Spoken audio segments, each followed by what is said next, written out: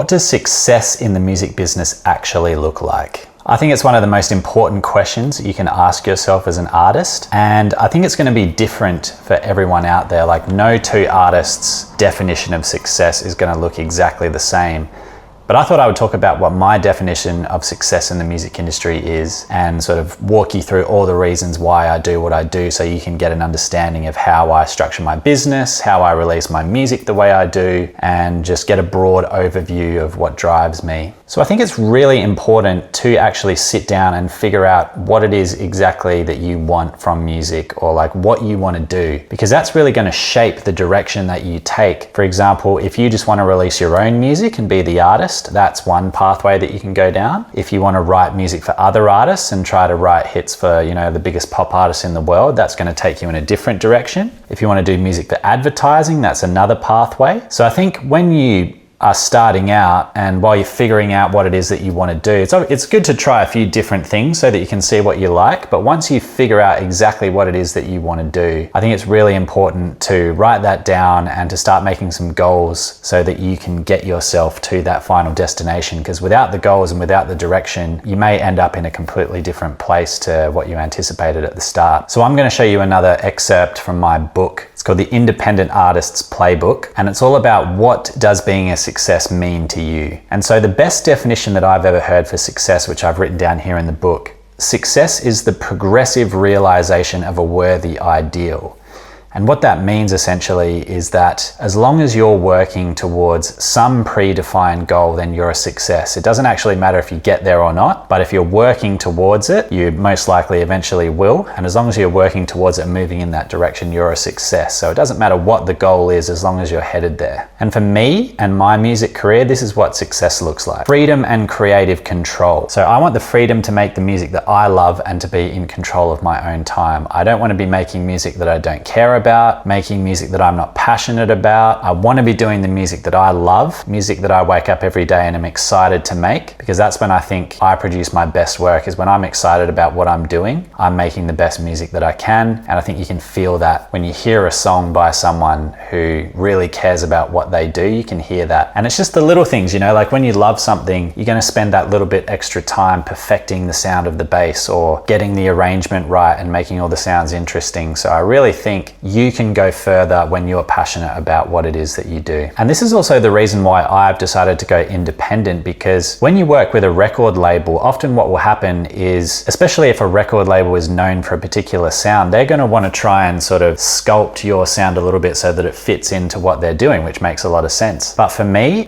some days I wake up and I want to make something that's maybe not funk or it's not disco. And the only way that I can really do that is if I have the complete freedom to do whatever it is that I want. Like if I wake up tomorrow and I want to make a dubstep track, I don't think I would want to do that. But if I did, then there's no one telling me you can't do that. We need you to make this sound. So that freedom is really imperative to me and is a big reason why I'm independent. And the second one I've got written here is quality and quantity. I try to do both. So I'm aiming to release as much high quality music as I possibly can throughout my career, music that I'm passionate about, as I just said. So that means that I want to build up the skills so that I can get music finished quickly. It doesn't take me a long time to finish songs, and also build up the skill set so that everything that I do is quality. It's why I learned the bass, it's why I learned the guitar, it's why I've stuck at producing for 15 years now. It's also that I can get as much of my work out there into the world at a really high standard, because I think that frequency and consistency is also a big part of what it takes to become a full-time artist, is being able to finish songs, being able to get things done, being able to hit deadlines.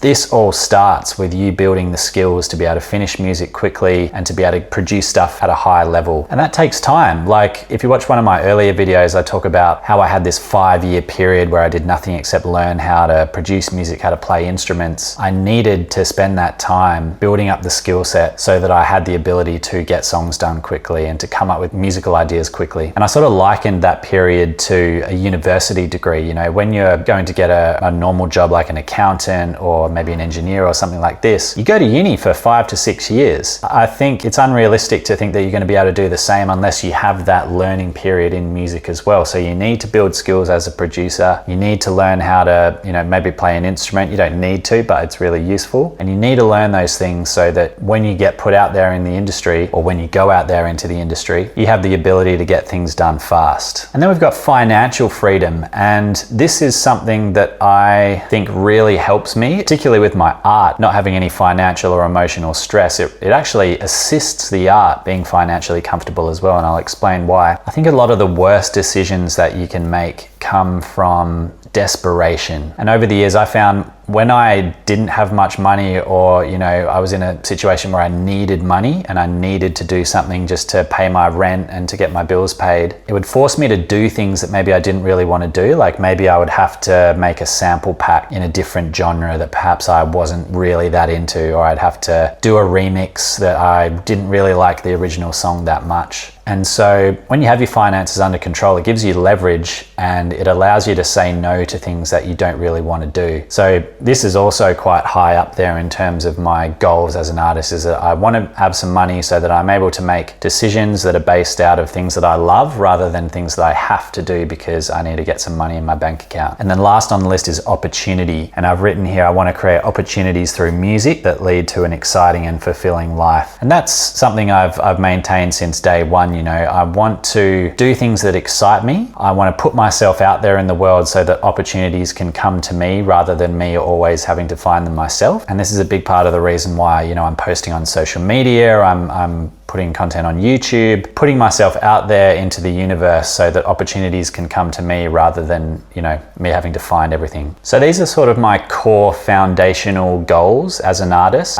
This is how I structure my business. It's how I structure everything that I do, working on things that I'm passionate about. I've got money so I don't have to make decisions out of desperation. I'm free so that I can make whatever kind of music I feel like making on a particular day. And I want to have as much opportunity as possible and do things that are exciting. And I've really found that, contrary to what I've heard a lot of people say, money and creativity aren't necessarily opposites. You know, music business and creativity and art don't pair together, but I would actually argue the opposite, because as I said before, if you have that safety net there with some money and like money coming in, you're not making decisions out of desperation, you've got the headspace and the clarity of mind to make the best art that you can make. You can focus on what art you want to make. So over the next coming weeks, I'm going to be putting out lots more content on how I make a living as an independent artist, how I do what I do, how I get streams, how I handle the music business side of things, the creativity side, the content side, everything. And all of these things that I'm going to say revolve around this sort of decision-making framework here and these values that I hold. So hopefully that gives you a little bit of an insight into my mind. And yeah, I hope this was useful. And if you want to check out my book, The Independent Artist's Playbook, you can check that out via the link in my description below.